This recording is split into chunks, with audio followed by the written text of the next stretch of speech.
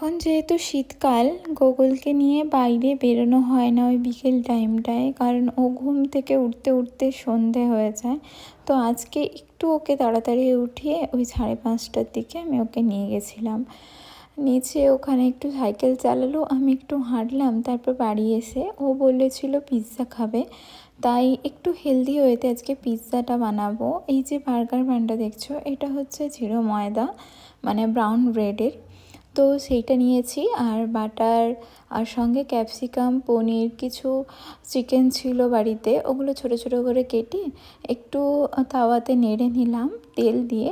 তারপর ওতে pizza sauce আর tomato sauce দিয়ে দিলাম। তারপর বার্গার বানগুলোকে দুভাগে ভাগ করে নিলাম, ওর উপরে একটু বাটার লাগিয়ে দিলাম, ওটার ওপরে আবার ওই পিৎজা পাস্তা সস আর টমেটো সস মিশিয়ে রেখেছিলাম, ওটা লাগিয়ে ভেজিসগুলো দিলাম, পনির, চিকেন, ওগুলো সুন্দর করে সাজিয়ে স্লাইস চিজ দিলাম।